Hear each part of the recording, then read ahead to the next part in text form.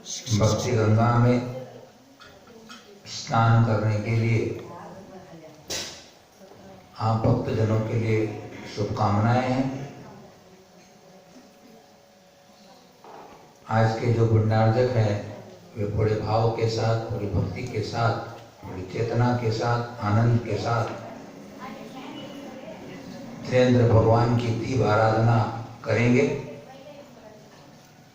उनके पहले अपन 19 नंबर के श्लोक पर विचार करते हैं, जिसमें कि आदिनाथ भगवान को मानतुंगा आचार्य देव सूर्य और चंद्र की किरणें भी उनके आगे निष्प्रभ हो जाती है, इस बात को बताते हैं। किम सर्वरीषु शशिनान्नि विवस्वता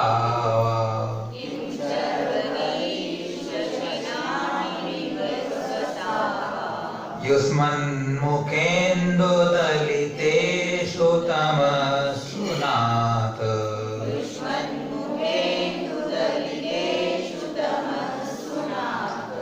निष्पन्नशालिवनशालिनि जीवलोके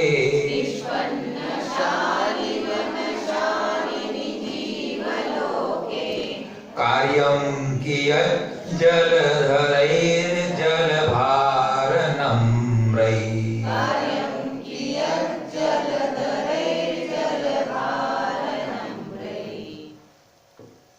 दूसरी पंक्ति में नाथ, हे नाथ, भगवान को संबोधन कर रहे हैं हमारे स्वामी, हे त्रिलोकीनाथ। युष्मन् मुखेन्दु तमसु दलितेषु। युष्मन ने आपके मुख इंदु, मुख रूपी चंद्रमा के द्वारा, युष्मन ने आपके मुखेंदु ने मुख रूपी चंद्रमा के द्वारा तमसु दलितेषु, अंधकार के नाश हो जाने पर, आपके मुख रूपी चंद्रमा के द्वारा अंधकार के नाश हो जाने पर सर्वऋषु अने रात्रि में, शशिना चंद्रमा से, और अन्नी अने दिवस में, दिन में, वाने और दिन में, विवस्वता अने सूर्य से, किम अने क्या लाभ, आपके मुख रूपी चंद्रमा के द्वारा अंधकार के नाश हो जाने पर, रात्रि में चंद्रमा से और दिन में सूर्य से क्या लाभ। जब अंधकार नष्ट ही हो गया है तो इन दोनों से क्या प्रयोजन। ऐसा अपने चिर परिचित उदाहरण के द्वारा अपने को बताते हैं कि निष्पन्न शाली वन शालिनी जीवलोके। तीसरी पंक्ति में निष्पन्न ने पके हुए, शालीवन ने धान्य के खेत, शाली अने धान्य, वन अने खेत, पके हुए धान्य के खेत से शालिनी अने शोभायमान, पके हुए धान्य के खेतों से शोभायमान जीवलोके अने संसार में, जल भार नम्रे। चौथी पंक्ति में जल के भार से झुके हुए, नम्रे अने झुके हुए, जल के भार से झुके हुए जलधरई अने बादलों के द्वारा कियत कार्यम, कितना कार्य, मतलब कोई कार्य नहीं। जब फसल पक ही गई है धान्य के खेतों में, जब धान्य पक गया है, अब बादलों की वर्षा होने से क्या लाभ, कितना लाभ, क्या प्रयोजन, कोई भी प्रयोजन नहीं होता। मतलब क्या हुआ कि हे भगवान, आपके मुख रूपी चंद्रमा जिसके हृदय में उदित हो जाता है, यहाँ मन तुमको आचार्य देव क्या कहना चाहते हैं भक्ति के अंदर, कि आपका मुख रूपी चंद्रमा जिस किसी भव्य जीव के हृदय में उदित हो जाता है तो उसके अंदर का अज्ञान अंधकार दूर हो जाता है।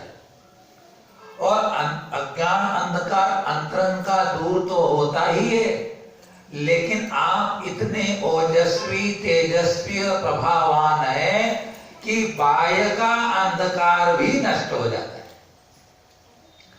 इसलिए जब बाह्य का अंदर का अंधकार नष्ट हो ही गया है, तभी सूर्य और चंद्रमाओं से क्या प्रयोजन, कोई प्रयोजन नहीं है। उदाहरण जो दिया है कि शालीवन में धान्य के पक जाने पर बादलों की वर्षा से कोई लाभ नहीं होता है। इसलिए जो भव्य आपको हृदय में विराजमान कर ले तो उसका क्योंकि भगवान के शरीर का इतना तेज है, कोटि रवि छवि को है, करोड़ों सूर्य और चंद्रमा की जो प्रभा है वो भी भगवान की कांति के आगे फीकी पड़ जाती है। और आश्चर्यजनक बात तो यह है कि सूर्य को हम अपनी खुली आंखों से देख नहीं सकते, एक सूर्य को, और चंद्रमा को भी बहुत देर तक नहीं देख सकते हैं। हजारों करोड़ों सूर्यों की आभा से भी आपके शरीर की आभा है, तो भी जो भक्त आपका दर्शन करता है, आपको देखता है, तो भी उसकी आंखें बंद नहीं होती है, झपकती नहीं है, आंखों में पानी नहीं आता है। ऐसी आपके शरीर की प्रभा है। 20 नंबर के काव्य के अंतर्गत, जो कि संतान संपत्ति सौभाग्य प्रदायक काव्य है, 108 बार इसके ज्योति मंत्र का अभ्यास करें, प्रतिदिन करें, 48 दिन करें, या इस श्लोक को पढ़े आप, तो यह फलदायी होता है, अपने अशुभ कर्मों को दूर करने वाला होता है।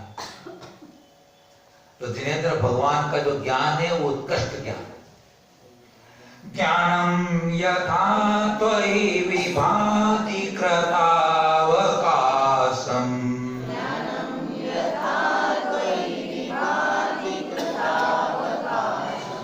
नैवं तथा हरिहरादिषु नायकेषु,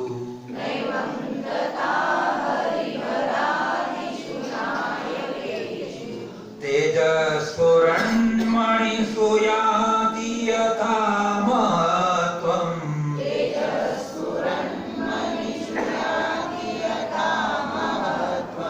नैवं तु काच सकले किरणाकुलेऽपि,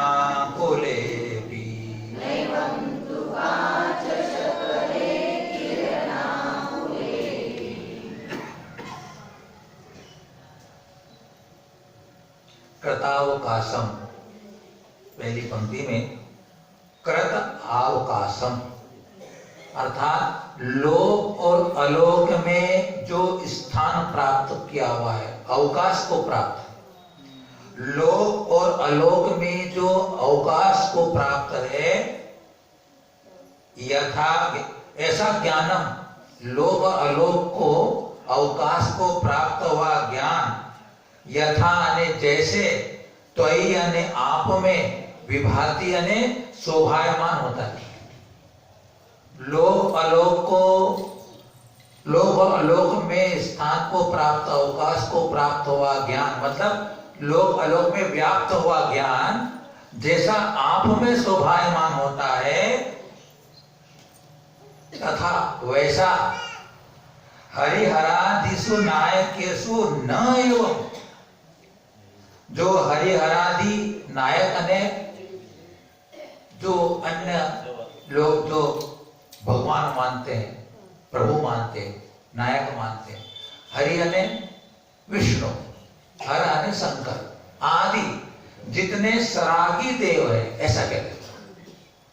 तो वैसा ज्ञान सरागी देवों में न एव नहीं शोभायमान होता है। उदाहरण देके बताते हैं, वो अच्छा उदाहरण है कि यथा ने जैसा स्फुरन मणिषु तेज महत्वम याति, जैसा स्फुरण देदीप्यमान स्फुरायमान जो मणियां होती, रत्न होते हैं, उनमें तेज यानी जो उसका जो आभा है वह महत्वम याति, महत्व को प्राप्त होता है। माने मणियों में जो प्रभा और कांति और जो तेजस्ता होती है वह जैसे महत्व को प्राप्त होती है,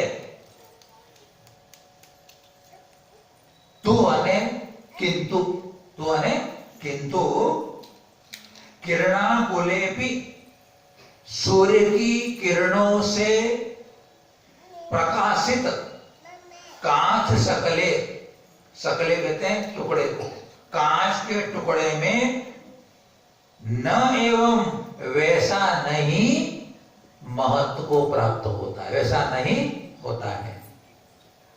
मतलब क्या हुआ कि जो कांच का टुकड़ा तो सूर्य की किरणों का निमित्त पाकर के चमकदार बनता है, लेकिन जो रत्न होते हैं उनका जो प्रकाश होता है वह सहज और स्वाभाविक होता है। तो जो प्रकाश, जो देदीप्ता, जो चमक मणियों में महत्व को प्राप्त होती है, वैसी वो चमक कांच के टुकड़े में नहीं होती है।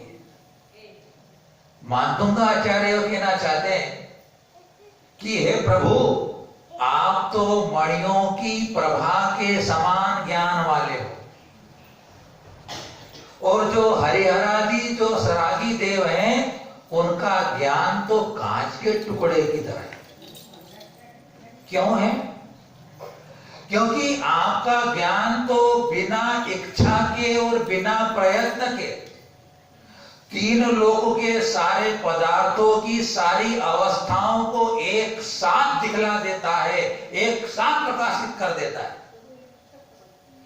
लेकिन हरिहरादि जो सरागी देव हैं उनका ज्ञान तो क्षयोक्षमिक ज्ञान है, वो तो पर की अपेक्षा रखने वाला ज्ञान है, इसलिए वो कैसा महत्व को प्राप्त हो सकता है ना? अनंत भगवान का ज्ञान सपर प्रकाशी ज्ञान और किसी अपेक्षा के रहित ज्ञान, इसलिए महिमावंत है। और सरागी देव का क्षयोक्षमी ज्ञान जो कि नष्ट हो जाता है वह महिमावंत नहीं होता। दूसरी बात, आपके द्वारा जो ज्ञान में बताया गया स्यादवाद में अनेकांत धर्म जो आप में शोभायमान होता है, वैसा एकांत प्रतिपादक जो एकांतवादियों का धर्म है वह शोभायमान नहीं होता है। अर्थात भगवान के केवल ज्ञान में स्यादवाद का जो धर्म है वह अत्यंत महिमावंत है और वह परम उपकारी है, सफल उपकारी है। लेकिन जो हरिहरादि सरागी देव हैं वह कहीं भी किसी प्रकार से उनका ज्ञान उपकारी नहीं हो सकता। इसका मतलब क्या है? अपने को उनकी शरण में जाना है जो वीतराग देव का अनेकांत स्यादवाद में धर्म है, उसकी शरण में जाना है। सरागी किसी भी देव की शरण में हमें नहीं जाना है। यह बात यहाँ आचार्य देव कहना चाहते हैं। ओम नमः।